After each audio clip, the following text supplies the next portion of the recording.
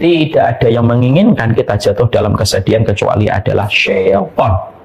Dan setan itu sangat bergembira dan bersukacita ketika kita dalam kondisi bersedih, apalagi ketika kita mencaci diri kita sendiri. Bismillahirrahmanirrahim. Innalhamdulillah wassalatu wassalamu ala rasulillah wa ala alihi wa sahbihi wa man tabi'ahum bi ihsan ila yaumil qiyamah. Kepada keluarga besar Pertamina Hulu Indonesia dan kepada seluruh keluarga yang hadir pada kesempatan pagi kali ini. Semoga Allah senantiasa menjadikan kita senantiasa menjadi istri yang bisa menjadi support system terbaik untuk suami kita tercinta. Karena sesungguhnya kita paham setiap manusia diberikan tugas dan peran yang tentunya berbeda. Suami kita mencarikan rezeki yang terbaik, rezeki yang halal, dan kita sebagai istri maka sesungguhnya bukan hanya sekedar menerima rezeki yang telah diusahakan dan diupayakan suami kita, tapi kita tentunya ingin menjadi support system terbaik untuk suami kita, karena sesungguhnya kebaikan dan prestasi yang bisa dicapai oleh suami kita tergantung salah satunya kepada kita sebagai support system yang terus mendukung mereka di dalam setiap kebaikan. Kita berharap semoga kita bukan hanya sekedar istri biologis, tapi betul-betul menjadi istri ideologis yang bisa memberikan hal yang terbaik kepada suami kita, dan semoga kita bisa memberikan persahabatan yang indah untuk suami kita. Kalau suami kita telah mendapatkan kelapangan, ketenangan bersama kita selaku istri mereka, maka sesungguhnya insya Allah suami kita akan pasti memberikan yang terbaik dalam setiap profesi dan pekerjaan mereka. Dan tentunya persahabatan antara kita dan suami kita, kita dan istri kita, bukan hanya kita yang menikmatinya sebagai pasangan yang mengupayakan persahabatan antara kita dan pasangan kita, tapi anak-anak kita akan senantiasa merasakan kehangatan di dalam keluarga. Kalau anak sudah merasakan kehangatan di keluarga, bagaimana anak itu melihat orang tuanya, mereka saling mencintai, dia melihat bagaimana hangatnya dan romantis antara bapak dan ibunya, maka anak itu telah selesai dengan dirinya. Dan kalau dia telah selesai dengan urusan dirinya pada keluarganya, maka dia akan melejit pada potensinya, pada kualitas hidupnya ketika dia telah melihat orang tuanya telah menjadi qurrata ayun. Saya perlu mengingatkan, betul, ada sebuah ayat yang selalu menjadi sebuah perenungan bagi saya secara khusus. Ayat ini viral sekali, dan ayat ini terkadang memang tidak kita perhatikan bagaimana makna yang dibangun pada ayat ini ketika kita mengucapkan doa Rabbana hablana min azwajina wa dzurriyyatina qurrata ayun waj'alna lil muttaqina imama. Kita sering berdoa Rabbana hablana min azwajina wa dzurriyyatina qurrata ayun. Ya Allah, berikanlah kepada kami, yaitu pasangan-pasangan kami dan anak-anak kami yang qurrata ayun, yang mereka menjadi penyejuk pandangan, dan jadikanlah kami pemimpin orang yang bertakwa. Di sini kata pasangan disebutkan sebelum kata keturunan dalam konteks qurrata ayun. Artinya bahwasanya kalau kita sebagai pasangan suami istri saling menjadi qurrata ayun, anak kita akan menjadi qurrata ayun. Kalau anak kita menjadi qurrata ayun karena kita sebagai ibu dan bapaknya saling qurrata ayun, maka anak kita akan mudah untuk menjadi pemimpin bagi orang yang bertakwa. Wajah lil muttaqina imama. Anak kita akan menjadi melesat, anak kita akan berada pada puncak kebaikannya, puncak kualitasnya ketika mereka mendapati orang tuanya saling menjadi qurrata ayun, ketika mereka saling menjadi support system. Inilah yang menjadikan kita selalu berdoa. Sebelum kita mulai kajian kita pada kesempatan hari ini, saya berdoa semoga ibu-ibu di komunitas PWP ini betul-betul bukan hanya sekadar menjadi istri biologis, tapi betul-betul kita menjadi istri yang mampu menjadi support system yang terbaik. Dan semoga kita bisa merangkai persahabatan antara kita dan suami kita tercinta, supaya anak-anak kita mendapatkan energi positif dari kehangatan keluarga, supaya mereka menjadi pemimpin di dalam kehidupan mereka. Alhamdulillah, tentunya senantiasa kita bersyukur kepada Allah atas setiap nikmat yang Allah berikan di dalam kehidupan kita. Dan tentunya sesungguhnya kita harus memahami betul pada kehidupan kita memberikan kesyukuran setiap waktu di dalam perjalanan kehidupan kita. Syukur itu pastinya akan memberikan banyak efek kebaikan di dalam kehidupan kita, karena sesungguhnya kebaikan hidup ini tidak akan pernah kita dapatkan kebaikannya sampai kita betul-betul bersyukur kepadanya. Orang yang bersyukur memang tidak dijamin dengan kuantitas, tapi pasti dijamin dengan kualitas. Orang yang bersyukur tidak secara otomatis pasti menjadi kaya. Tetapi orang yang dia bersyukur kepada Allah Subhanahu wa Ta'ala di dalam perjalanan hidupnya akan diberikan kualitas. Allah akan memberikan banyak sekali perkara yang Allah akan berikan kepadanya ketika dia bersyukur. Allah memberikan kepadanya salah satunya kecukupan. Kecukupan tidak bisa kita dapatkan dengan kuantitas harta yang banyak, karena yang kaya belum tentu cukup, yang miskin belum tentu kurang. Bukankah itu yang sering kita jumpai? Banyak orang kaya tetapi mereka tidak pernah merasa cukup. Mereka terus mengambil yang haram, mereka terus mengambil dan mereka terus menumpuk yang haram, walaupun kekayaan mereka rekeningnya kalau dibuka mungkin di atas 100 miliar. Tapi ternyata rasa kurang itu ada pada hati mereka dan tidak ada kata cukup di dalam perjalanan, walaupun mereka telah mengumpulkan bukit-bukit emas dalam hidup mereka. Dan sesungguhnya sama pula yang miskin belum tentu kurang. Berapa banyak orang yang mereka hanya standar gaji UMR, tetapi mereka tetap tenang, mereka tidak pernah tertarik dan tergoda untuk mengambil yang haram. Mereka merasa cukup. Makanya sering kita jumpai ada office boy, ada orang-orang bawahan yang terkadang menemukan koper, menemukan cek, menemukan barang berharga, tapi mereka bisa mengembalikan kepada pemiliknya tanpa mereka mengambil sepeser pun dari harta yang mereka temukan. Untuk memberikan kepada kita bahwasanya yang miskin belum tentu kurang. Saya banyak menjumpai di antara jamaah dan penuntut ilmu, gajinya mereka UMR, tapi hidup mereka tenang. Setiap sore mereka sudah kumpul pada keluarganya, setiap malam mereka beribadah bersama keluarganya, pagi harinya mereka kerja, dan mereka tidak pernah tertarik untuk mengambil yang haram. Disitulah kita paham, kecukupan itu tidak ditentukan dengan angka, dan kecukupan itu tidak ditentukan oleh finansial, batasan yang kita inginkan. Tapi kecukupan itu hanya dirasakan bagi mereka yang merasa kecukupan ketika mereka bersyukur kepada Allah. Dan kecukupan itu hak prerogatifnya Allah. Dan Allah tidak memberikan kecukupan itu kepada setiap orang. Kecukupan itu merupakan sebuah proses dari hadiah yang Allah berikan kepada mereka yang senantiasa bersyukur. Inilah yang menjadikan kita paham, cukup itu berbanding lurus dengan sebuah kesyukuran. Inilah yang menjadikan kita senantiasa bersyukur. Sesungguhnya orang beriman tidak pernah kehabisan alasan untuk bersyukur. Dan sesungguhnya bukan bahagia yang menjadikan kita bersyukur, tetapi bersyukurlah, pasti kita akan dibahagiakan oleh Allah Subhanahu wa Ta'ala di dalam perjalanan hidup kita. Amin. Ya Rabbal Alamin. Ibu-ibu yang semoga Allah rahmati dan Allah berkahi. Tahukah kita perjalanan manusia yang paling jauh bukanlah ketika kita pergi ke Jepang ataupun ketika kita pergi ke Eropa dengan durasi penerbangan di atas 20 jam. Tapi ternyata perjalanan terjauhnya manusia itu adalah ketika manusia itu melakukan perjalanan untuk mengenali diri mereka sendiri. Karena banyak di antara kita pada perjalanan hidup, walaupun kita adalah pelaku di dalam kehidupan kita dan kita aktor utama di dalam perjalanan hidup kita, tidak setiap orang itu mereka mengenali tentang dirinya mereka sendiri. Banyak orang yang terkadang mereka tidak bisa mengenali diri mereka sendiri. Mereka tidak tahu apa yang harus mereka perbuat, mereka tidak tahu apa yang harus mereka tinggalkan, dan terkadang mereka tidak tahu planning apa yang harus mereka buat di dalam kehidupan supaya mereka bisa menjadi versi terbaiknya dalam kehidupan mereka. Karena manusia terkadang lebih tahu tentang kehidupan orang lain, tetapi dia tidak pernah mengetahui tentang dirinya sendiri. Saya cukup tersentak dan cukup kaget ketika saya pernah mendapati ada seseorang ketika di acara podcast, dia ditanya, kenapa kamu melakukan operasi ganti kelamin? Lalu yang membuat saya tersentak adalah jawabannya ketika sang pelaku mengatakan, saya mengikuti kata hati saya.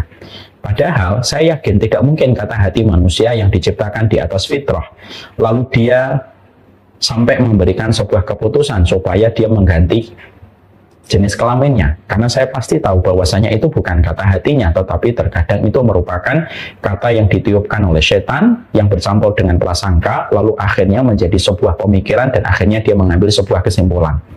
Banyak orang yang berzina ketika ditanya kenapa kamu melakukan zina, mereka mengatakan saya mengikuti kata hati saya, bahwasanya saya mencintai dirinya, maka saya pun rela untuk dizinai walaupun dia belum dinikahi. Laki-laki yang menzinai dirinya di waktu malam tidak pernah memberikan komitmen apapun ketika dia berzina dengan wanita ini. Dan ternyata sang wanita bisa pede mengatakan ketika dia mau diajak berzina. Padahal kalau zina terjadi, tidak ada pihak yang paling dirugikan kecuali adalah perempuan. Tapi sang perempuan bisa sebagian mengatakan saya mengikuti kata hati. Ini menunjukkan kepada kita bahwasanya banyak di antara kita itu tidak mengenali diri sendiri. Bahkan kalau kita menjumpai banyak orang yang mereka mati bunuh diri pun, mereka juga ketika ditanya apabila masih bisa untuk dikonfirmasi dalam kematiannya, mereka kalau ditanya kenapa sih kamu itu mati bunuh diri, mereka pasti akan menjawab bahwasanya mereka mati bunuh diri karena mereka mengikuti kata hati. Walaupun ketika mati saya yakin mereka pasti menyesal ketika mengambil keputusan itu. Tanpa menafikan, tetap kita mendoakan semoga diampuni oleh Allah. Inilah perkara yang memberikan kepada kita bahwasanya ternyata banyak di antara kita tidak mengenali diri kita sendiri. Makanya betul kalau memang kita jumpai tidak ada perjalanan terjauh manusia kecuali adalah mengenali dirinya sendiri. Allah menyampaikan kepada kita di dalam satu ayat di mana ayat ini patut untuk menjadi refleksi panjang di dalam perjalanan kehidupan kita. Di dalam surat Ad-Dariyat ayat yang ke-21 Allah menyampaikan wa fi anfusikum afala tubsirun. Pada dirimu apakah kamu tidak memperhatikan? Sekali lagi Allah berfirman, pada dirimu apakah kamu tidak memperhatikan? Allah menyampaikan ayat ini sebagai firman-Nya sekaligus pula untuk menegur kita bahwasanya ternyata kita banyak melakukan perjalanan pada lembaran kehidupan orang lain. Kita tahu tentang kekurangan orang lain, kita paham tentang aibnya, kita paham tentang dosanya, tapi ternyata justru secara jujur kita terkadang tidak tahu tentang diri kita dan apa yang sudah kita lakukan, efek apa yang akan kita dapatkan kalau kita melakukan dosa itu, apa saja yang harus kita ikhtiarkan tetapi kita bermalas-malasan untuk mengikhtiarkan, sampai akhirnya kehidupan kita berantakan karena kita terserang dengan sifat malas kita. Dan terkadang kita mudah menyalahkan orang lain tanpa kita mengevaluasi diri kita, dan itu menunjukkan kepada kita tidak ada perjalanan terjauh manusia kecuali kepada dirinya sendiri. Nanti ibu-ibu buka surat Ad-Dariyat 21. Wa fi anfusikum afala tubsirun. Tidak ada perjalanan terjauhnya manusia kecuali perjalanan terjauhnya manusia itu adalah mereka mengenali diri mereka sendiri. Setelah kita memahami bahwasanya ternyata perjalanan terpenting bagi kita bukan ketika kita mengenali kehidupan orang lain, aibnya, ataupun sepak terjangnya di dalam kehidupan, tapi kita harus merefleksi kembali secara internal kepada diri kita. Bagaimana kehidupan kita, apa yang sudah kita lakukan, dan bagaimana kita berta'aruf. Kita ini wajib untuk berkenalan dengan diri kita. Inilah yang menjadikan kita akhirnya paham, mengenali diri kita itu penting sekali. Tidak salah kalau sebagian ulama sampai mengatakan barang siapa orang yang mengenali dirinya sendiri maka dia akan mengenali Allah. Kenapa? Kalau orang mengenali dirinya sendiri maka dia akan tahu di tempat mana dia harus berada, dan dia juga akan tahu apa yang harus dia perbuat, apa yang harus dia waspadai, dan apa yang harus dia planningkan ketika dia telah mengetahui dirinya sendiri. Dan pastinya dia akan tahu apa yang harus dilakukan kepada Allah ketika dia tahu bagaimana tentang hakikat dirinya. Sebagaimana ketika ada pemain bola itu kalau dia tahu bahwasanya dirinya itu sangat memiliki potensi dengan kaki kirinya, maka tentunya dia akan mengambil posisi penyerang sebelah kiri. Supaya apa? Supaya betul-betul tepat ketika dia menendang dari sebelah kiri, tendangan kidalnya itu akan mengarah ke gawang daripada dia ditempatkan di sebelah kanan, yang tentunya akan lebih sulit ketika dia mengincar gawangnya lawan ketika dia berkaki kidal. Inilah pentingnya bagi kita. Kalaulah pemain bola saja ketika dia tahu potensi dirinya dan dia akhirnya bisa mengajukan di tempat posisi mana dia lebih tepat untuk diposisikan supaya serangannya itu efektif di dalam menyerang gawangnya musuh, ini hanyalah masalah kecil untuk menjadi sebuah analogi dan menjadi sebuah perenungan untuk kita. Kita ini harus mengetahui tentang diri kita, dan sesungguhnya mengenali diri kita itu merupakan proses pembelajaran seumur hidup di dalam perjalanan hidup kita. Dan kita ketika mengenali diri kita tahu apa yang harus kita perbuat. Maka salah satu di antara perkara yang harus kita lakukan ketika kita mengenali diri kita itu adalah bagaimana kita akan mencoba untuk menelaah, dan kita akan mencoba untuk menjabarkan tentang salah satu di antara hal yang hari ini sedang menjadi tema hangat dalam pembicaraan, yaitu adalah ketika kita membicarakan tentang self-love, bagaimana kita mencintai diri kita. Karena banyaknya orang yang frustasi dan banyaknya orang yang depresi ketika mereka tidak puas dengan dirinya, mereka tidak puas dengan pencapaian yang ada pada hidupnya, mereka sering mengutuk tentang dirinya, mereka sering mengecam dirinya sendiri, dan akhirnya mereka membenci kehidupannya, dan akhirnya terjadilah angka mati bunuh diri yang semakin tinggi dan semakin masif di banyak tempat dan banyak kota dan negara. Ini semakin menjadikan kita harus paham, ternyata memang akibat yang kita peroleh kalau kita tidak belajar untuk mencintai diri kita sendiri. maka sesungguhnya yang kita dapatkan adalah hasil yang sangat fatal. Kita bisa terpuruk dengan berbagai macam masalah yang menjadikan kita mudah frustasi, dan kita akan mudah depresi kalau kita tidak tahu caranya mengenali diri sendiri dan bagaimana kita mencintai diri kita sendiri dengan cara yang benar, supaya kehidupan kita jangan sampai kita terkena rabun jauh. Kita melihat yang jauh tapi tidak melihat yang dekat pada diri kita. Nah, inilah yang kita harus mengerti. Kalau kita memahami Islam, ternyata Islam itu merupakan agama yang paripurna. Bahwasanya Islam tidak hanya mengatur bagaimana urusan ketika kita sholat. Islam itu tidak mengatur bagaimana urusan ketika kita rukuk ataupun ketika kita melakukan tawaf. Islam bukan hanya agama fikih, tapi ternyata Islam itu merupakan sebuah ajaran yang begitu paripurna, begitu komprehensif. Bukan hanya mengatur bagaimana hubungan kita dalam fisik kita ketika kita beribadah kepadanya, tapi sesungguhnya ajaran Islam dan ajaran sunnah itu mengatur bagaimana hati dan pikiran kita di dalam kehidupan kita, dan cara kita untuk mencintai diri kita, dan bagaimana menutup segala macam perkara yang bisa menjatuhkan kita dan menjerumuskan kita kepada kerusakan. Semuanya itu diatur oleh Islam. Kenapa? Karena agama ini diturunkan bukan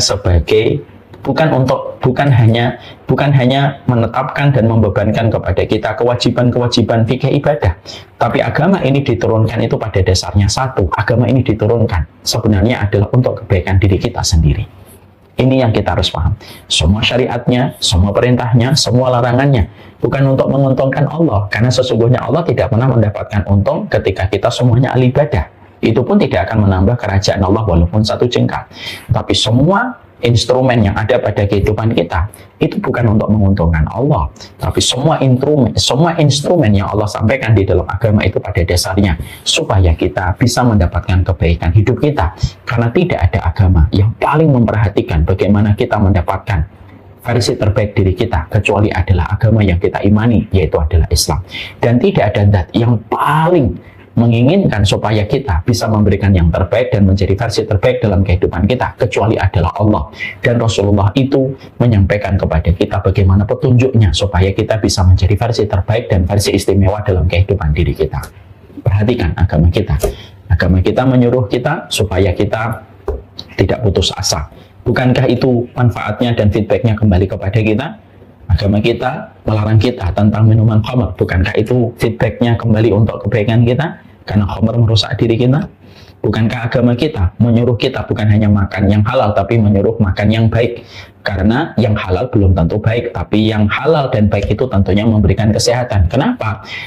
Ada dua syarat ketika makan, halal dan thayyib. Karena supaya kita mendapatkan kualitas yang terbaik. Kenapa agama kita menyuruh kita supaya kita setiap habis isya tidur? Karena ternyata kita menjumpai dan kita mendapati bahwasanya orang yang tidur lebih pagi itu lebih sehat dibandingkan orang yang senantiasa tidurnya larut malam ketika dia begadang. Bukankah agama kita menyuruh kita supaya kita memiliki harta tidak menumpuk-numpuk, dan kita disuruh untuk menyalurkan? Karena ternyata sesungguhnya menumpuk harta itu hanya menjadikan kita ambisius. Ketika semakin ambisius, kita mudah stres, kita mudah depresi, kortisol naik, imun tubuh menjadi turun. Semua itu kalau kita rangkai, semua ajaran agama di dalam kehidupan kita sebenarnya satu. Bagaimana setiap dari kita itu bisa menjadi versi terbaiknya kita ketika kita menjadi seorang hamba dan ketika kita menjadi seorang muslim. Dan bukan hanya masalah fikih setiap perintah, dan bukan hanya masalah fikih setiap larangan. Setiap perintah dan larangan itu adalah bagaimana kita mendapatkan kebaikan ketika kita bisa menjaga kehidupan yang Allah berikan di dalam kehidupan kita. Semuanya adalah kembali kepada kita. Ibu dan bapak disuruh puasa Senin Kamis, bukan untuk Allah loh. Puasa disunahkan, puasa Senin Kamis disunahkan untuk memperbanyak puasa. Itu semuanya untuk kebaikan hidup kita. Dan secara kesehatan bisa dibuktikan semakin orang sering lapar semakin mudah sehat dibandingkan orang yang terlalu sering menjadi kenyang. Makanya kita dapatkan di dalam dunia medis hari ini ada sebuah jurnal yang mengatakan kalau kita sampai intermittent fasting dari 18 jam, 24 jam, 36 jam sampai 72 jam ketika mengistirahatkan organ tubuh kita lebih sering, maka sesungguhnya organ tubuh kita akan memakan komponen-komponen yang bersifat racun, lalu dimakan, lalu dikeluarkan, lalu menjadi detox. Dibandingkan ketika tubuh kita terlalu banyak untuk mengkonsumsi makanan dan tidak pernah memberikan istirahat kepada organ tubuh dalam, supaya beristirahat dan supaya membersihkan apa yang tidak boleh tinggal di dalam organ tubuh kita yang ada di dalam pencernaan. Itu semuanya menjelaskan kepada kita. Agama kita merupakan agama yang luar biasa. Agama ini bukan hanya sekedar urusan fikih. Agama ini adalah agama yang semua ajarannya, bahkan dalam perkara yang kecil dan besar, semuanya satu. Bukan untuk hanya mengejar pahala. Tapi agama ini semua ajarannya adalah supaya kita bisa menjadi versi terbaiknya di dalam kehidupan kita. Setelah kita memahami bahwasanya agama ini adalah selalu mengkondisikan supaya kita bisa menjadi versi terbaik dalam kehidupan kita, maka ada salah satu hal yang juga penting, yaitu adalah bagaimana cara kita pada kehidupan ini mencintai diri kita. Karena mencintai diri kita itu termasuk ibadah. Kenapa di dalam Islam tidak boleh bagi kita untuk mati bunuh diri? Berarti kamu tidak mencintai hidupmu. Berarti kalau mati bunuh diri itu dosa besar. Sampai Rasulullah mengatakan siapapun yang mati bunuh diri dengan sesuatu, pada sesuatu itu nanti dia akan ditimpakan kepadanya kematian terus sampai nanti hari kiamat. Contoh, kalau ada orang untuk bila mendalik mati bunuh diri dengan memotong urat nadinya, maka itulah yang dilakukan di dalam kubur sampai hari kiamat. Nah, tentunya rasa sakit akan tidak terperikan dan tidak pernah putus sampai hari kiamat. Untuk menunjukkan bahwasanya mati bunuh diri merupakan dosa yang sangat besar sekali. Walaupun tetap dia tidak keluar dari Islam. Tapi kalau mati bunuh diri itu termasuk dosa besar, berarti orang yang mencintai dirinya sendiri dengan cara yang benar itu berarti pahalanya besar. Kalau kita menusuk-nusuk tubuh kita atau self harm, atau biasanya anak muda hari ini sering menyakiti dirinya kalau ada sesuatu gitu, sebagaimana fenomena yang tidak lumrah pada anak-anak muda Gen Z hari ini, ketika mereka mudah stres, mereka cepat melukai diri mereka dengan dengan silet gitu. Itu merupakan dosa besar. Maka sesungguhnya pun sama, berarti kita mencintai diri kita itu merupakan sebuah pahala yang besar. Ini yang harus kita mengerti. Ini merupakan meeting point kita yang pertama. Sebelum kita membahas tentang self love itu sendiri, kita harus mendudukkan dulu bahwasanya ternyata mencintai diri kita dengan apapun yang telah kita lewati pada perjalanan hidup kita, bahwasanya takdir itu tidak ada yang cacat, takdir itu tidak ada yang salah, itu merupakan sebuah pahala yang sangat besar. Mencintai diri kita itu sangat besar sekali. Ini pahalanya besar sekali. Berarti apa? Karena kita menjaga karunia yang Allah berikan kepada kita. Bukankah semuanya adalah titipan, dan badan kita itu adalah titipan dari Allah? Dan ketika kita menjaga badan kita dan kita sangat mengapresiasi dengan syukur apa yang Allah berikan pada kehidupan kita, maka itu juga pahalanya besar. Karena pahala itu tidak hanya didapatkan ketika kita sujud dan rukuk. Dan ini yang terkadang banyak manusia tidak menyadarinya. Jadi analoginya, sekali lagi ibu-ibu harus paham ya, kalau kita membunuh diri kita sendiri saja itu dosa besar, berarti mencintai diri kita, sangat menghargai diri kita, sering mengafirmasi apa yang ada pada diri kita, dan sering sekali berzikir dengan keridhaan tentang apa yang pernah kita lewati dalam hidup, dan kita tahu bahwasanya kita adalah versi terbaiknya diri kita dengan apapun yang kita usahakan, dan kita tidak pernah mengukur diri kita dengan ukuran diri orang lain, maka itu pahalanya besar. Sekali lagi itu pahalanya besar. Jangan pernah ragu. Mencintai diri sendiri itu bukan individualistis. Mencintai diri sendiri itu berarti egois. Mencintai diri sendiri untuk bisa memberikan versi terbaiknya diri kita, itu merupakan sebuah pahala yang besar. Karena kamu tahu dirimu merupakan anugerah dari Allah. Dan ketika kamu menjaga anugerah kehidupan yang Allah berikan kepadamu, kamu menjaga jantungmu, kamu menjaga tanganmu, kamu menjaga kepalamu, kamu menjaga kakimu dengan perawatan yang terbaik, dan kamu menjaga hati dan pikiranmu dari perkara-perkara depresi dan frustasi dan kesedihan tiada putus, maka semuanya itu mendatangkan dan mengalirkan pahala. Dia bukan individualistis, dia bukan egois, tapi dia ibadah. Ini yang pertama. Yang kedua, tentunya ketika kita memahami bahwasanya mencintai diri kita itu termasuk perjalanan terjauh diri kita, bahwasanya kita pengen mengenali diri kita dan kita pengen mencintai diri kita harus selalu ingat bahwasanya yang kedua, yang penting adalah tidak ada yang menginginkan kehidupan kita menjadi rusak kecuali adalah setan.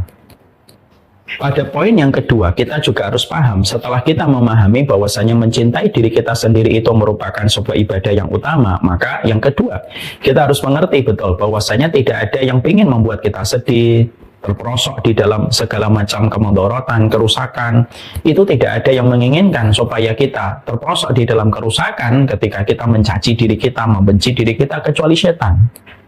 Jadi setan itu sangat bernafsu dan sangat ambisius. Bagaimana menjadikan manusia itu mereka membenci pada kehidupannya, lalu mereka mencaci maki pada apapun yang telah dia dapatkan dalam hidupnya. Makanya sampai dikatakan liyahzunal ladzina amanu di dalam surat Al-Mujadilah ayat yang ke-10 dikatakan innaman najwa minasyaiton liyahzunal ladzina amanu. Sesungguhnya pembicaraan rahasia itu datangnya dari setan untuk membuat orang yang beriman itu bersedih. Kata Imam Ibnu Qayyim bahwasanya ternyata setan itu sangat berambisius bagaimana membuat manusia itu sedih. Sehingga mereka akan berusaha bagaimana setiap manusia mereka tidak pernah mencintai dirinya mereka. Setiap manusia itu tidak pernah memperdulikan kebaikan-kebaikan yang sudah dia dapatkan, tetapi dia selalu merasa kurang, dan setiap dia merasa kurang, dia kecewa dalam hidupnya. Lalu akhirnya tanpa dia sadari pikiran berat yang semacam itu membuatnya sedih, dan sedih itu merupakan kunci dan kesedihan itu merupakan gerbang pertama terjadinya berbagai macam kerusakan di dalam tubuh kita. Bukankah kesedihan itu merusak kehidupan fisik kita? Bukankah kesedihan itu berefek kepada seluruh anggota tubuh kita? Makanya yang kedua yang kita harus pahami, setan itu paling tidak suka kalau kita itu mencintai diri kita dan ingin menjadi versi terbaik dari diri kita. Jadi kalau saya bersedih, ibu bersedih, lalu akhirnya kita membandingkan diri kita, lalu kita mencaci maki setiap apapun yang pernah terjadi dalam kehidupan kita, dan terus kita melakukan perbuatan itu, dan akhirnya kita terperosok di dalam kerusakan, dan akhirnya jatuh di dalam setiap kesedihan. Demi Allah ya, mari kita memahami di dalam surat Al-Mujadilah ayat yang ke-10.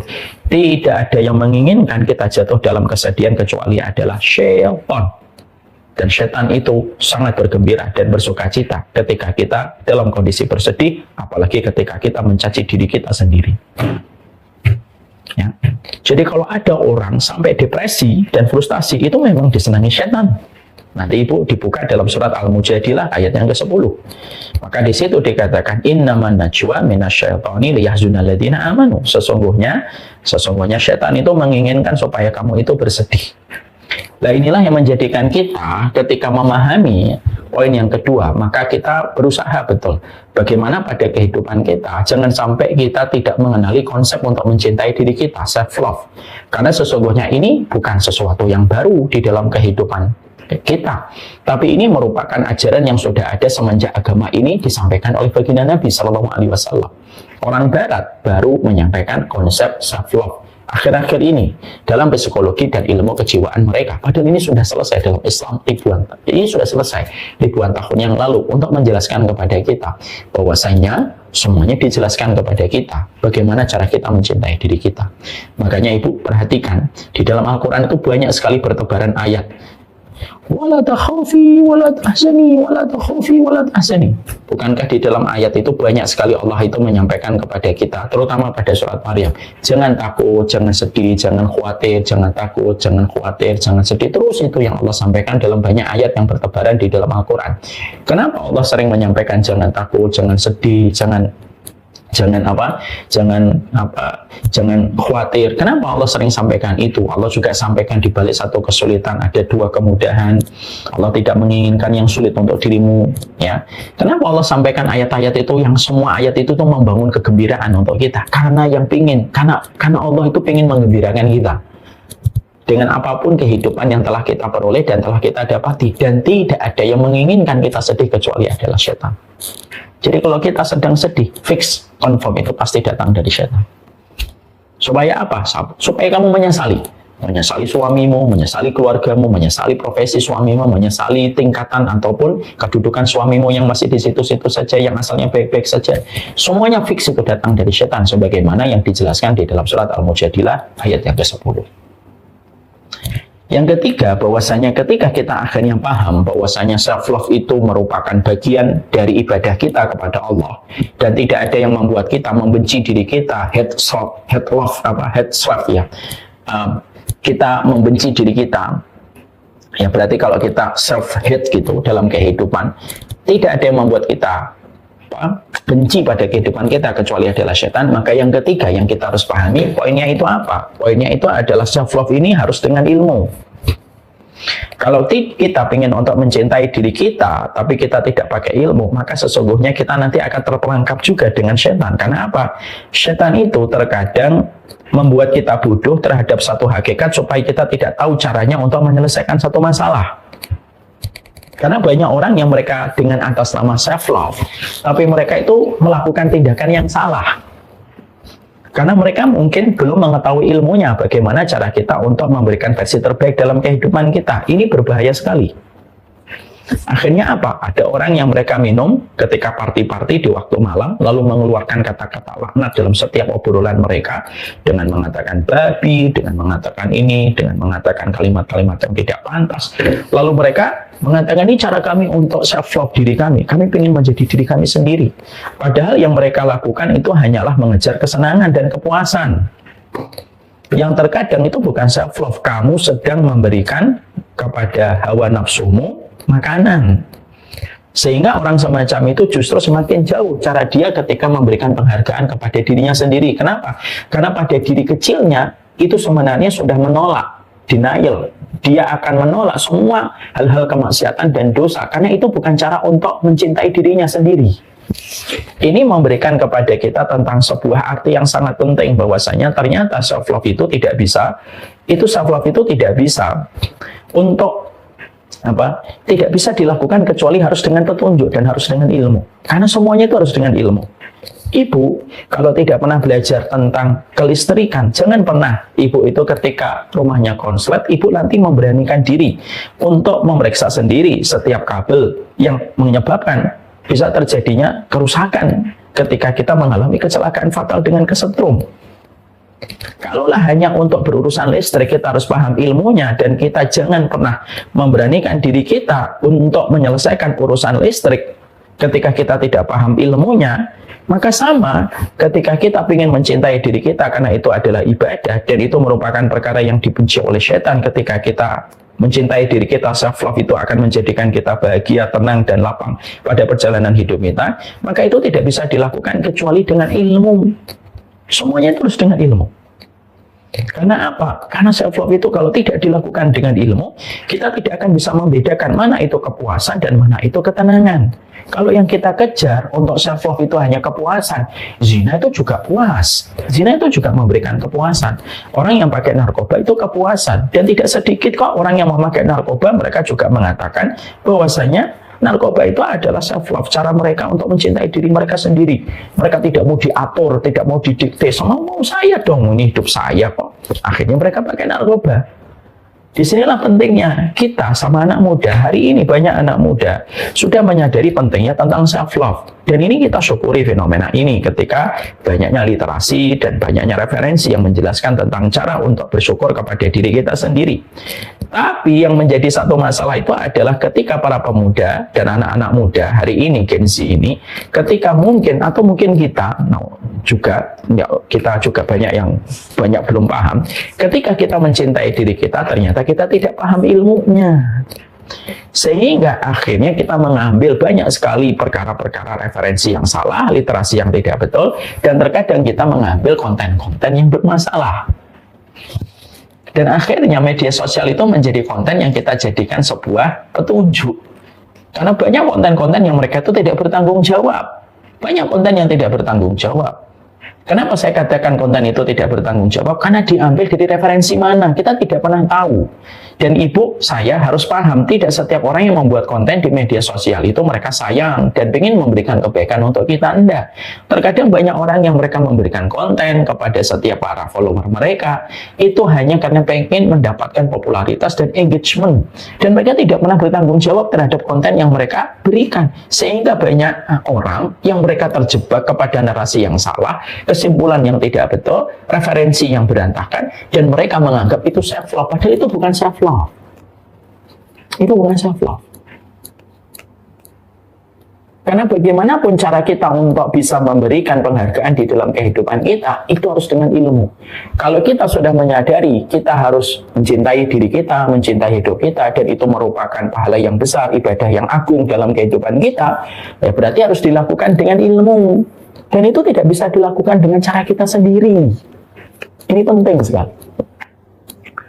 Karena apa? Karena ketika kita salah pada poin yang ketiga ini berantakan. Sehingga yang dikejar nanti kepuasan, dan kepuasan dianggap menjadi bagian cara kita untuk mencintai diri kita. Ya nggak bisa. Kepuasan itu mencintai syahwat, bukan mencintai diri kita. Karena diri kita dan syahwat itu justru harus dimanajemen syahwat itu. Karena salah satu cara kita untuk menjadi versi terbaik diri kita, ya kita ini mengatasi syahwat kita. Kita ini mengatasi syahwat kita. Dan inilah poin yang ketiga yang penting. Ya.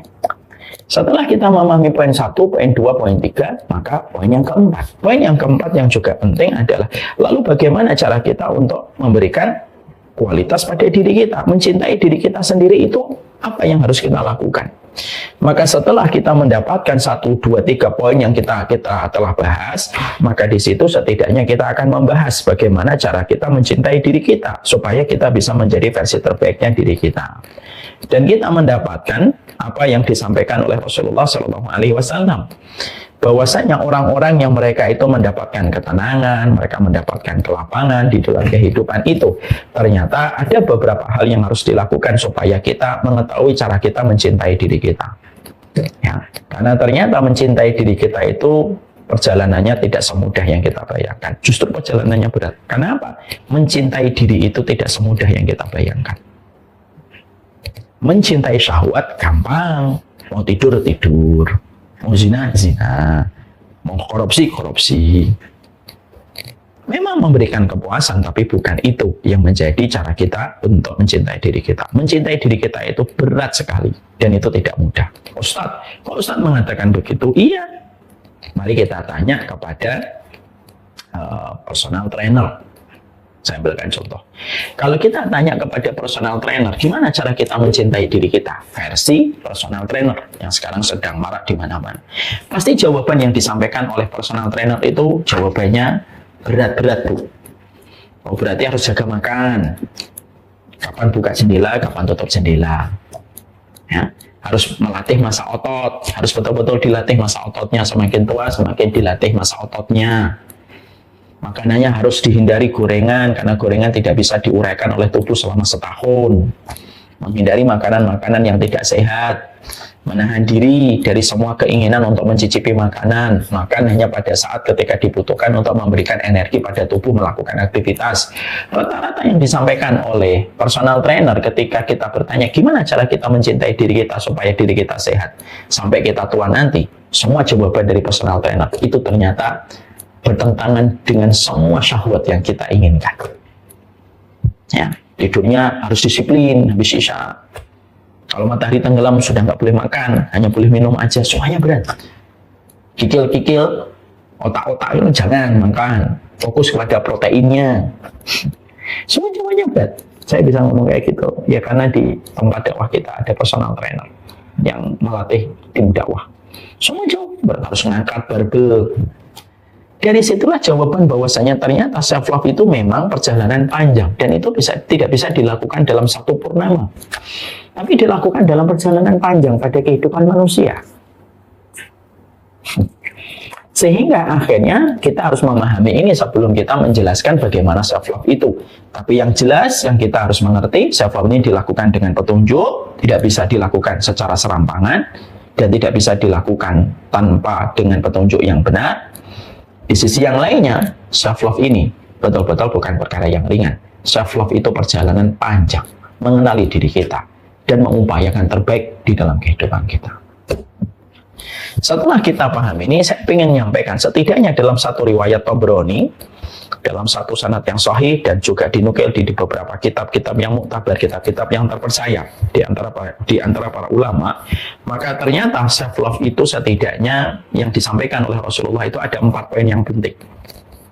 Walaupun ini bukan satu-satunya, tapi masih banyak. Tapi setidaknya pada waktu yang sangat indah ini, walaupun sederhana waktunya karena tidak bisa panjang, setidaknya nanti kita akan, setidaknya Rasulullah itu menyampaikan kepada kita cara kita self love itu ada 4. Nabi lalu mengatakan, qala Rasulullah SAW, man ubtuliya fasabara. Yang pertama, barang siapa yang mereka di dalam kehidupannya mengalami kesulitan dan mengalami berbagai macam ujian, maka dia bersabar. Ini self love yang pertama. Ini menjelaskan kepada kita bahwasanya perkara yang penting pada perjalanan hidup itu kita harus paham tidak ada takdir yang cacat dan tidak ada takdir yang salah. Maka bersabarlah.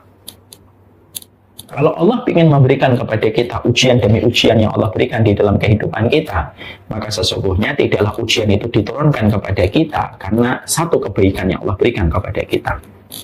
Bukankah kita kalau ingin menciptakan anak yang betul-betul mandiri dan dewasa pada usianya ataupun melampaui usianya, biasanya kita menguji anak itu dengan berbagai macam hal yang tidak disukai anak kita. Kita memberikan screen time itu sangat terbatas, mungkin dalam setiap hari tidak kita kasih kecuali Sabtu Ahad. Bukankah anak harus menghadapi dengan sabar?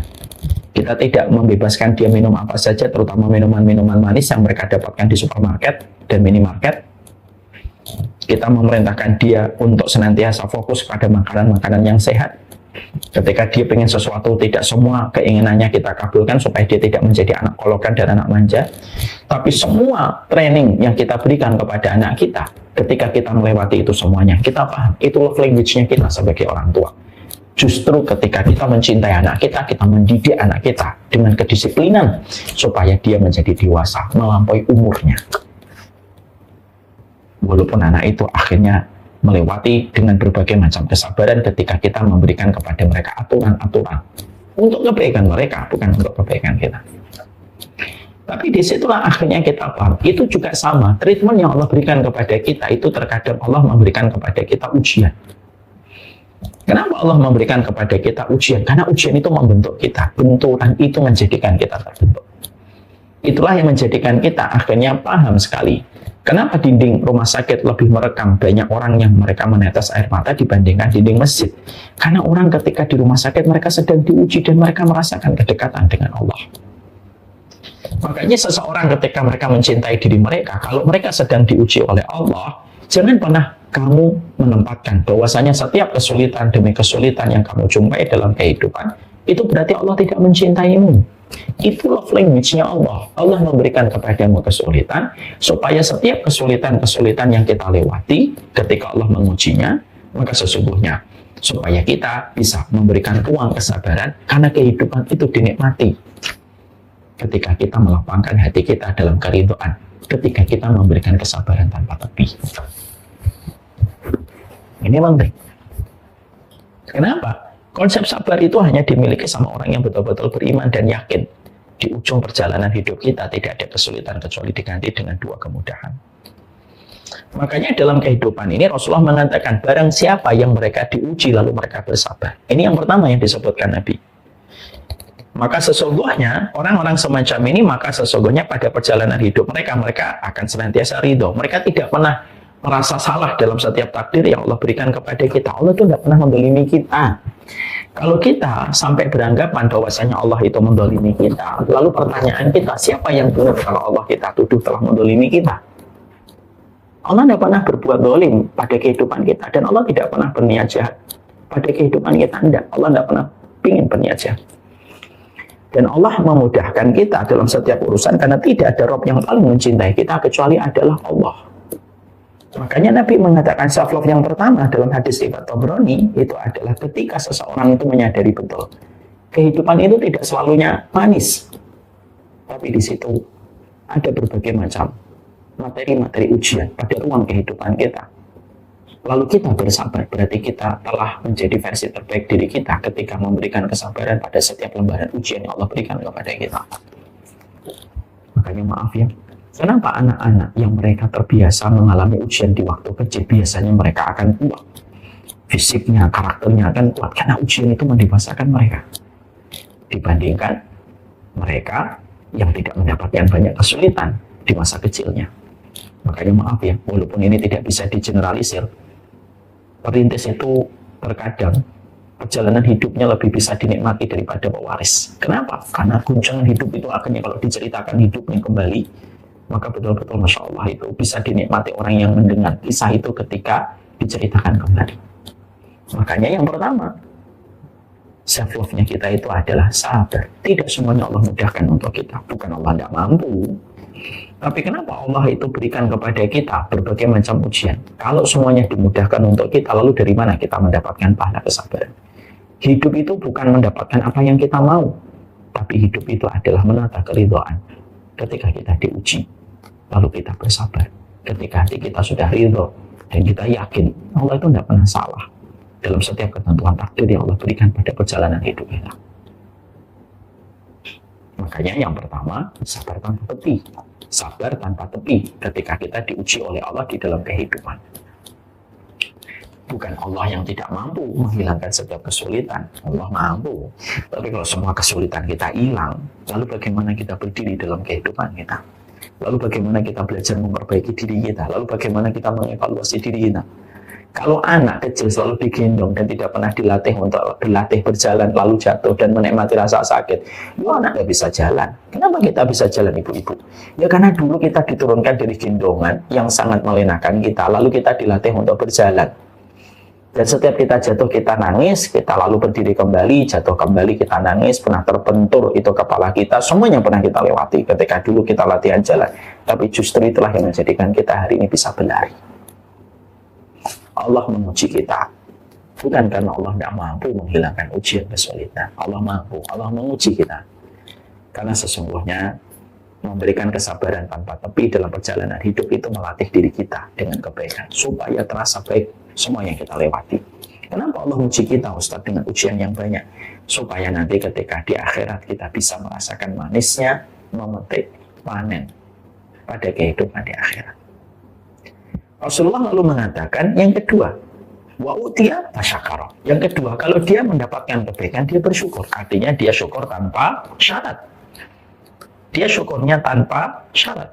Sehingga dia di dalam kehidupan dia bersyukur bahwasanya apapun yang Allah berikan kepadanya itu memang betul-betul yang terbaik.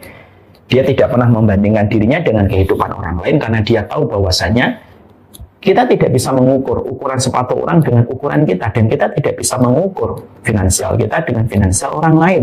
Sehingga dia bersyukur terhadap apa yang Allah berikan di dalam kehidupan. Kesyukuran yang Allah berikan kepada hatinya, lalu hatinya, pandangan matanya, akalnya tidak pernah tertarik untuk membandingkan dirinya dengan kehidupan orang lain, itulah yang memberikan kepadanya sebuah ketenangan dan memberikan kepadanya sebuah kelapangan dalam hidup.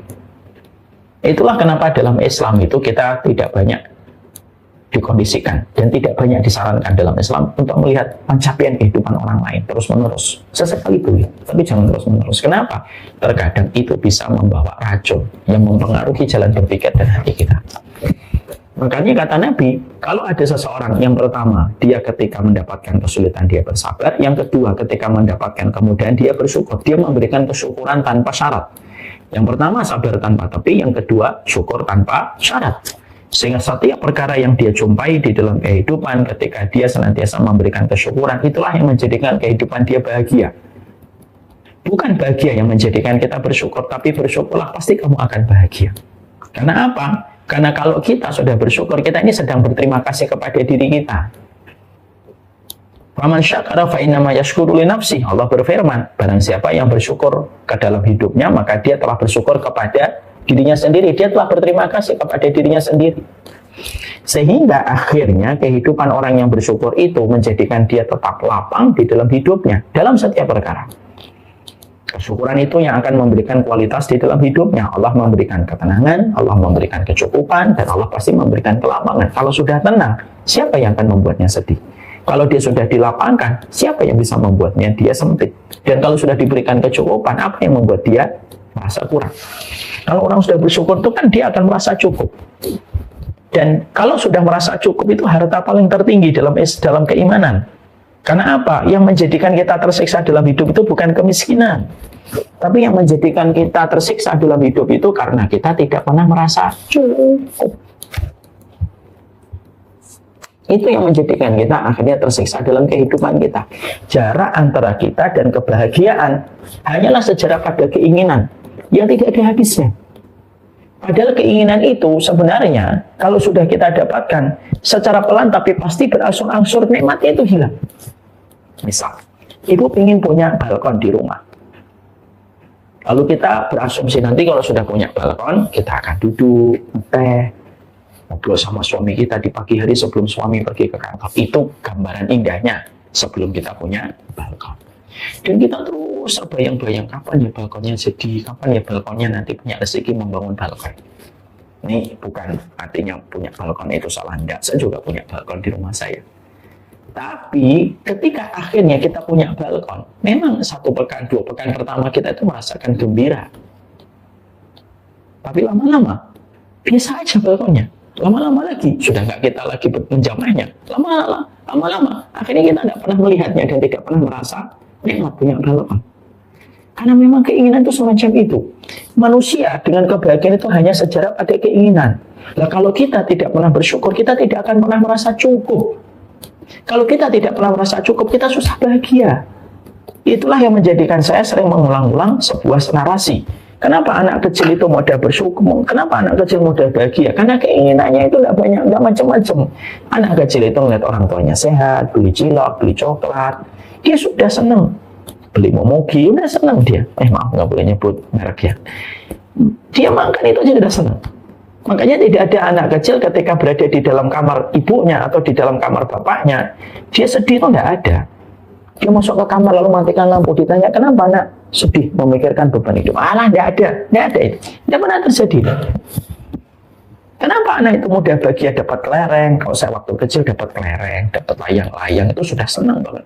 Karena pada dasarnya kita memahami dan kita mengetahui betul bahwasanya semua perkara itu kita senangi dan kita cintai, apa kita akhirnya mudah bahagia karena kita tidak banyak keinginan. Syukur menyederhanakan keinginanmu dan mencukupkan kebutuhanmu. Kalau kita ini tidak bersyukur, kita tidak akan pernah ada kata finish dan kita tidak akan pernah berjumpa di garis finish karena keinginan kita terus lahir terus. Sudah punya rumah di tengah kota, pengen punya rumah di pinggir kota. Sudah punya rumah di pinggir kota, pengen punya rumah di pinggir hutan. Sudah punya rumah di pinggir hutan, pengen punya rumah itu di pinggir sawah. Sudah punya rumah di pinggir sawah, pengen punya rumah di pinggir pantai. Sudah punya rumah di pinggir pantai, pengen punya rumah di tengah lautan. Tidak habisnya. Dan akhirnya kalau kita tidak bersyukur, semakin Allah jauhkan dari kecukupan. Itulah kenapa dalam Islam batasi melihat. Mata kita itu jangan sering melihat. Kata Ibnu Rajab itu jangan sering melihat kehidupan orang. Kenapa kita tidak disarankan untuk melihat kehidupan orang? Karena sesungguhnya melihat kehidupan orang lain itu justru semakin meranggaskan kecukupan pada hati kita. Akhirnya apa? Membanding-bandingkan terus. Dan akhirnya kita merasa kehidupan kita buruk, kehidupan kita jelek, kehidupan kita pura-poranda. Hanya karena kita tidak pernah merasa cukup ketika kita jarang untuk bersyukur. Maka Nabi mengatakan, man ubtuliya fasabar, wa man utiya fasyakar. Barang siapa yang dia ketika diberikan oleh Allah kesulitan dia bersabar, diberikan kelapangan dia bersyukur. Yang ketiga, wa dzulima faghfara. Kalau dia dalam kondisi didolimi dan disakiti, dia mudah memaafkan. Dia tidak menyimpan dendam di dalam hatinya. Itu menjelaskan kepada kita bahwasanya ternyata kita kehidupan ini tidak bisa kita pisahkan. Ada orang yang menyakiti kita. Tapi kalau kita berusaha memaafkan, bukan karena orang itu pantas atau tidak pantas untuk dimaafkan, tapi karena kebaikan hidup kita. Karena hidup kita ini terlalu berat kalau menyimpan nama orang yang kita benci dan kita dendam kepadanya di sepanjang sisa kehidupan kita. Kenapa ajaran agama kita itu selalu penuh dengan perintah untuk memaafkan. Bahkan kita menjumpai dan kita mendapati bahwasanya memaafkan itu termasuk salah satu amalan besar yang memasukkan kita ke surga. Itu salah satunya adalah memaafkan. Karena memaafkan itu meringankan hati kita. Sehingga hati kita itu tidak menyimpan nama yang berat, yang akhirnya beban hati itu berdampak kepada beban jantung, pankreas, liver, dan lain sebagainya. Ketika kita itu senantiasa mudah memaafkan. Ya. Maka sesungguhnya yang ketiga itu adalah memaafkan ketika kita tersakiti di dalam perjalanan hidup kita. Kita tidak bisa menafikan semua orang itu akan mencintai kita dan semua orang itu akan menjadi follower kita dan senantiasa orang respect sama kita. Tidak bisa. Barang siapa orang yang menyangka dirinya itu dihormati dan disenangi setiap orang dan tidak ada yang membencinya, salah. Tidak ada orang yang mendapatkan kedudukan itu. Rasulullah orang yang sempurna dalam akhlak pun, yang membenci Nabi itu tiap generasi selalu ada. Walaupun Nabi sudah meninggal 1400 tahun yang lalu. Maka sikap yang terbaik adalah wa dzulima faghfara. Kalau dia didolimi, maka dia memaafkan. Sudah dimaafkan. Kalau dia mendolimi, maka dia memaafkan. Sehingga ketika dia mudah memaafkan, pada saat itulah akhirnya hatinya menjadi ringan dan beban hidupnya menjadi lapang di dalam perjalanan hidup. Sehingga akhirnya di dalam kehidupan itu maka sesungguhnya hatinya ringan. Makanya betul kalau ada orang-orang barat mengatakan hate is heavy, benci itu berat, karena memang berat sekali. Dan itu ternyata sangat merusak kesehatan tubuh kita ketika kita senantiasa membenci orang lain, ketika kita mendendam kepadanya. Lalu Nabi mengatakan yang keempat, wa dzalama fastaghfar. Kalau dia pernah berbuat jahat, dia segera meminta ampunan kepada Allah dan meminta keridhaan dari orang yang pernah dia sakiti. Karena apa? Karena dia tahu hidup itu algoritma. Kalau kita nyakitin orang, berarti kita tinggal menunggu waktu disakiti. Kalau kita membuka aibnya orang, tinggal tunggu waktu kita akan terbuka aib kita dan dosa kita di hadapan manusia. Karena dia tahu betul bahwasanya setiap kejahatan itu akan menjadi algoritma dan itu akan feedbacknya kembali kepada dia, karena kezaliman itu kayak bumerang. Sejauh apapun dia melemparkan akan kembali kepada dirinya yang melemparkan bumerang itu. Maka dia kalau berbuat jahat, maka dia segera meminta maaf, meminta ampunan dalam dua hal. Minta ampunan kepada Allah dan meminta ampunan kepada orang yang dia lukai. Dan dia tidak pernah berat meminta maaf karena dia tahu kezaliman ini berat. Karena kalau orang yang kita zalimi sampai diam dan justru tidak bereaksi secara reaksioner, dia diam, berarti dia telah menitipkan harapannya kepada Allah. Dan kita akan kebingungan dan tidak akan pernah melawan dan tidak akan pernah menang melawan Allah. Ketika orang yang kita zalimi diambil keadilannya oleh Allah untuk apa? Untuk dituntaskan keadilan itu kepada kita yang pernah menzalimi dia. Makanya orang yang mereka meminta maaf ketika didolimi dan ketika mereka disakiti, mereka sedang menjaga kualitas diri mereka sendiri. Kenapa? Ya karena mereka itu memberikan kebaikan dalam kehidupan mereka. Maka seketika ketika kita mendapatkan ini, disinilah kita akhirnya mendapatkan kata Rasulullah, ulaika lahumul amnu wa hum muhtadun. Orang yang mampu memberikan empat itu, merekalah orang-orang yang tenang, aman, dan mereka mendapatkan petunjuk sebagaimana yang Allah sampaikan di dalam surat Al-An'am 82. Jadi Nabi mengatakan, man ubtuliya fasabara, wa man utiya fasyakara, wa man dzulima faghafara, wa man dzalama fastaghfara. Ulaika lahumul amnu wa hum muhtadun. Siapapun mereka, kalau mereka pegang 4 poin ini, mereka orang-orang yang akan senantiasa dibimbing oleh Allah. Karena mereka telah memberikan versi terbaik diri mereka sendiri pada kehidupan mereka. Apa itu menjadi versi terbaik dalam kehidupan kita? Dan itu merupakan bentuk cara kita mencintai diri kita, tidak menuruti nafsu, tidak menuruti emosi, tidak menuruti marahnya. 4 perkara. Kalau kamu diuji kesulitan, kamu bersabar. Kalau kamu diuji dengan kemudahan, kamu bersyukur. Kalau kamu didolimi, maafin. Dan ketika kamu dolim, maka segera minta ridho dari orang yang kamu sakiti dan minta ampunan kepada Allah. Itulah orang yang akan mendapatkan ketenangan, keamanan, dan dia dibimbing oleh Allah sampai dia berjumpa dengan Allah. Nah, inilah yang kita harus mengerti. Ternyata cara kita mencintai diri kita itu prosesnya tidak semudah yang kita bayangkan. Kamu mencintai dirimu dalam urusan fisik, disiplin olahraga, disiplin melatih massa otot, disiplin untuk menjaga makanan-makanan yang tidak baik untukmu. Tinggalkan gorengan, padahal semuanya itu nikmat. Tidur, harus melatih massa otot, tinggalin tidurmu, latih massa ototmu, itu nikmat yang betul pada tidur itu. Tapi semuanya harus ditinggalkan. Kalau kita mencintai fisik kita, sama mencintai diri kita pun tidak mudah. Tapi ibu-ibu perhatikanlah 4. Kalau ibu sedang mendapatkan kesulitan, sabar tanpa tepik. Kalau ibu sedang mendapatkan kemudahan, syukur tanpa syarat. Bukan bahagia yang menjadikan kamu bersyukur, syukur yang membuatmu bahagia. Syukurmu akan menjadikan kamu disederhanakan keinginan. Kalau sudah sederhana keinginan, gampang bahagia. Kalau engkau didolimi, bukalah pintu maaf. Bukan karena dia pantas ataupun tidak pantas mendapatkan maafmu, tapi karena sesungguhnya engkau tahu menyimpan nama untuk kita benci itu membebani hati kita dan membebani seluruh organ-organ penting dalam kehidupan kita. Dan yang keempat, jangan dolim dan jangan sakitin orang. Karena orang yang kita sakiti bisa jadi meminta keadilan kepada Allah. Dan kita harus paham, algoritma kehidupan kita persis dengan apa yang kita perbuat. Kamu berbuat jahat, pasti Allah akan hadirkan orang yang jahat kepada diri. Bukankah ibu kalau melihat di media sosial tayangan tentang artis yang sedang bermasalah, timeline kita akan penuh dengan artis yang bermasalah, konten-kontennya.